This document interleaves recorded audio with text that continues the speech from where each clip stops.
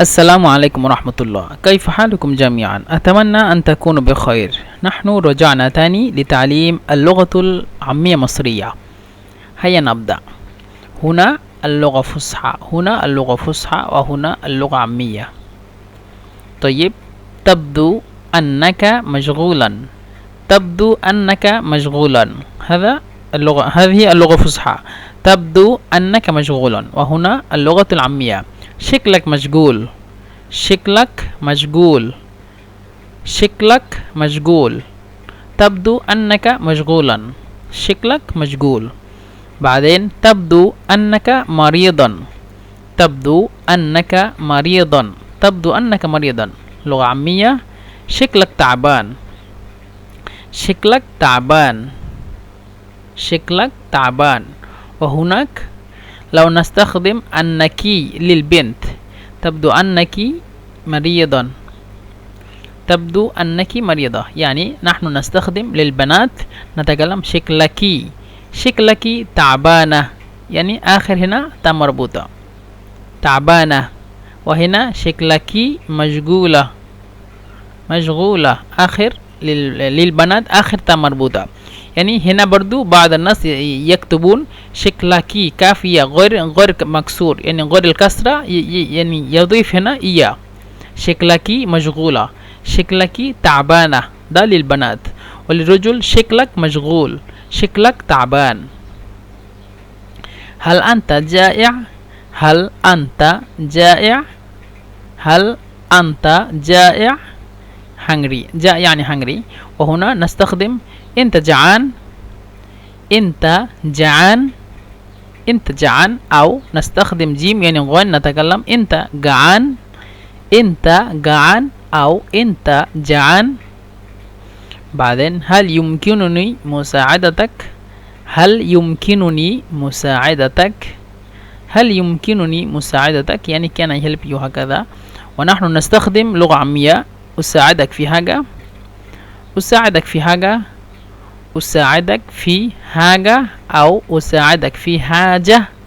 جيم يعني جيم يعني غين. أساعدك في حاجة أو هل يمكنني مساعدتك، دي لغة فصحى وعامية. أساعدك في حاجة. بعدين هل تسمعني؟ هل تسمعني؟ هل تسمعني عامية. أنت سامعني. أنت سمعني. أنت سمعني. هل تعرفنا؟ هل تعرفنا لغة فصحى. هل تعرفنا عامية. أنت بتعرفنا. أنت بتعرفنا. نا يعني us، يعني كثير. أنت بتعرفنا. هل تعرفنا. هل تعرفنا. أنت بتعرفنا، هكذا. هنا هل أنت تعرفني أو لا. تعرفني يعني شخص واحد. هل أنت تعرفني أو لا. هل أنت تعرفني أو لا. لغة عامية. أنت بتعرفني ولا إيه. أنت بتعرفني ولا إيه. أنا تكلمت فوق، يعني في الفيديو تاني، ولا إيه، هذا يعني دي الكلمة. ولا إيه دي بس يعني خاص للسؤال. هل، يعني نحن نستخدم في اللغة الفصحى هل. هل. وهنا اللغة العامية يستخدمون ولا إيه، يعني هل أنت تعرفني أو لا. مثلا خلاص أو لا يعني ليس لازم، يعني هنا كفاية، هنا عند المكان كفاية. يعني هل أنت تعرفني. هل أنت تعرفني، يعني هذا للسؤال، يعني do you know me، and do you know me، هكذا. لو نحن نستخدم اللغة العامية نتكلم أنت بتعرفني ولا إيه. هل يعني بديلا من الحال نتكلم في اللغة العامية ولا إيه في كل مكان. مثلا هل أنت أكلت، نحن نتكلم أنت أكلت ولا إيه. نسأل لحد، مثلا حد نائم يريد أن ينام. مثلا أنت لو ترن عليه تتكلم معه بالتليفون. السلام عليكم يا صاحبي، كيف حالك؟ الحمد لله أنا بخير. يلا انت نمت ولا ايه؟ يا ابني انت نمت ولا ايه؟ او ايه يا ابني انت نايم ولا ايه؟ يعني هجد الكلام، هل انت تنام او هل انت نمت او هل انت تريد ان تنام، هكذا. يعني انت نايم ولا ايه؟ انت نايم يعني انت نايم دلوقتي ولا ايه؟ دلوقتي يعني الان. هل انت نائم الان، هكذا. طيب برضو مثلا هل اكلت او هل انت اكلت، نتكلم انت اكلت، انت اكلت ولا ايه؟ هنا برضو يعني هنا ايضا شوف، هل اكلت اللغة فصحى، اكلت همزة كاف لام تاء، اكل يأكل، يعني اكلت ده يعني خطاب لواحد شخص، هل انت اكلت، هكذا. وهنا شوف انت كلت كاف لام تاء، يعني همزة دي حذف هنا همزة خلاص ما فيش. طيب انت كلت، هنا نستخدم في اللغة العامية انت كلت. طيب لو نستخدم للسؤال هل انت اكلت، نتكلم انت كلت ولا ايه؟ انت كلت ولا ايه؟ انت كلت ولا ايه؟ ما بعد كله سرعة، انت كلت ولا ايه؟ انت كلت ولا ايه؟ ايوه انا كلت، ايوه انا اكلت لازم، ايوه انا اكلت، ايوه انا اكلت، هكذا يعني هم يستخدمون. طيب هل يمكنني الانضمام، هل يمكنني أكون معكم، هكذا. هل يمكنني أجلس معكم، هكذا يعني انضمام. هل يمكنني الانضمام يعني دي اسمه دي باللغة الإنجليزية زوين. هل يمكنني الانضمام، كده نحن نتكلم لغة عامية. ممكن أقعد معك، ممكن أقعد معك، هنا أنا استخدمت قاف يعني غين. لو نتكلم بالعين يعني همزة، نتكلم ممكن أقعد معك، ممكن أقعد معك، هكذا هم يستخدمون. ممكن أقعد معك، هكذا. ممكن أقعد معك. أصلا في كل مكان أنا أستخدم قاف يعني بالغين. لماذا؟ لأن يعني أنا أعلم الناس أيضا، يعني في قناة ثانية أنا أعلم الناس لغة، يعني لغتي أنا، أو لغة إنجليزية أو لغة أردية، هكذا الأشياء. أصلا أنا من بنغلاديش، يعني أنا أعلم الناس اللغة البنغالية كمان. يعني أيضا أنا أعلم الناس، يعني أهل العرب هم يتعلمون مني اللغة البنغالية، هكذا. يعني هكذا بخاطر يعني بسبب هذا أنا أتكلم أستخدم قاف يعني غين كثير المكان. يعني أنا تعودت نفسي أنا أتكلم لغة يعني اسمها دي عامية أو لغة فصحى يعني قاف يعني نتكلم بالغين، لا نتكلم يعني قاف يعني همزة. لماذا؟ لأن كثير المكان، كثير البلدان، مثلا قطر، إمارات، سعودي، واسمه دي فلسطين، وهكذا يعني هكذا الأماكن هم يستخدمون قاف يعني غين، لكن بس مصريون هم يستخدمون قاف يعني همزة. وكمان سوداني، كمان صومالي، هكذا هم يستخدمون قاف يعني غين. مثلا في السودان هم يتكلمون، يعني مثلا نحن نتكلم للمصريون فلوس يعني ماني، فلوس. لكن يعني السوداني يتكلم قروش، يعني بالقاف قروش، يعني هم يستخدمون قروش، هكذا. برضو مثلا في السعودي يعني نحن نتكلم في مصريون ألم، يعني أعطيني القلم، دي اللغة فصحى. يعني في مصر نحن نتكلم هات لي ألم، قاف يعني همزة ألم.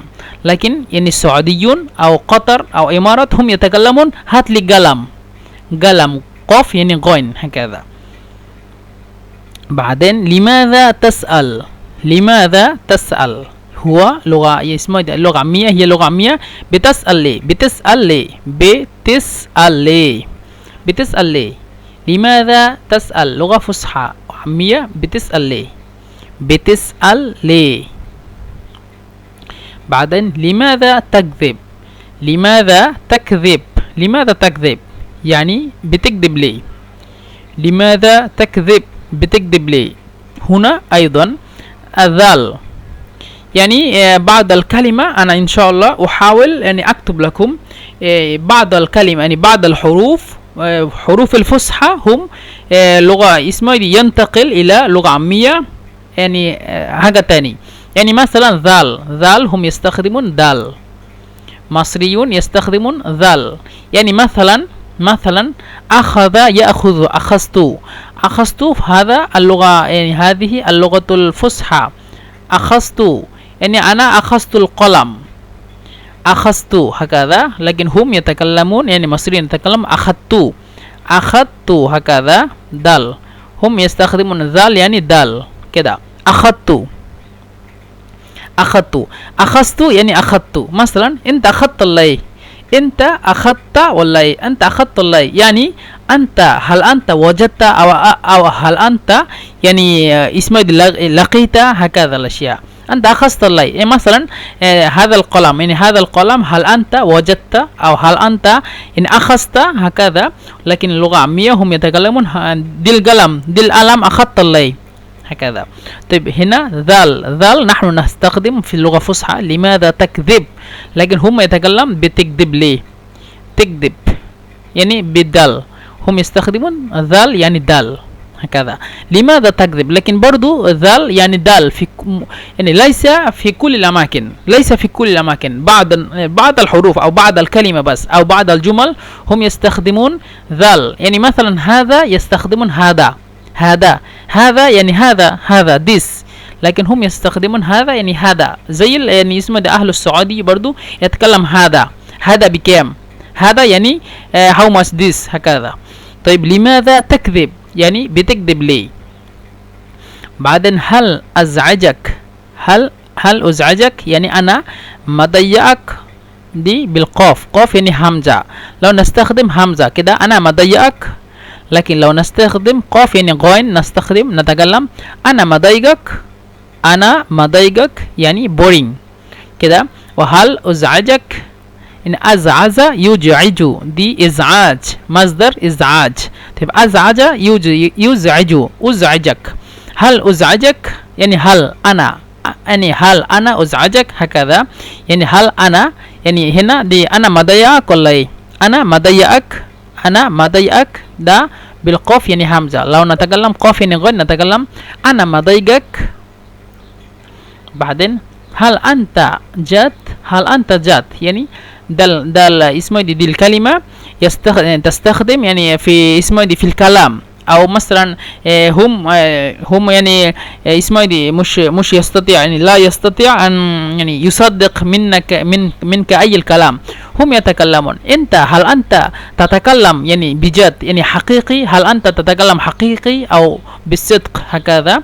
هم يتكلمون بتتكلم بجد يعني بتتكلم بجد يعني are you serious يعني serious يعني مثلا ما فيش كذب فيها، ما فيش كذب، ما في يعني ليس فيها كذب، أي الكذب ما فيش يعني ليس له أي الكذب، أنت تتكلم بالصدق هكذا. هل أنت جاد يعني دي لغة فصحى ولغة عامية يتكلم بتتكلم بجد يعني بجد بجيم. لو نستخدم غين نتكلم بتتكلم بجد، لو نستخدم جيم يعني جيم نتكلم بتتكلم بجد. انت بتتكلم بجد هكذا، انت بتتكلم بجد هكذا. بعدين يمكنك إيجاده يعني ممكن تلاقيه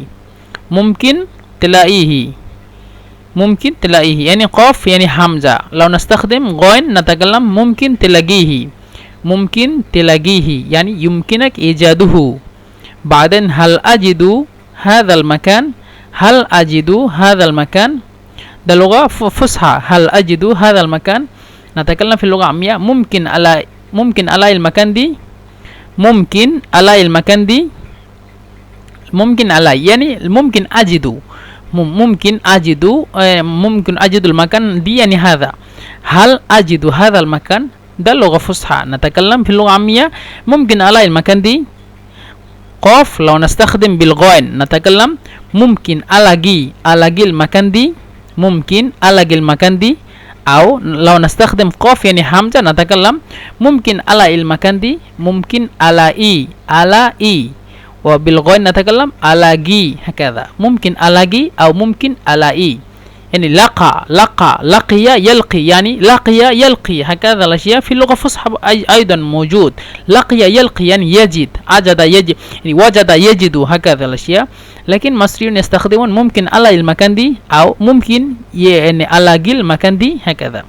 طيب يا إخواني، نحن انتهينا الفيديو اليوم. إن شاء الله سنرجع تاني في فيديو تاني جديد إن شاء الله. السلام عليكم ورحمة الله وبركاته.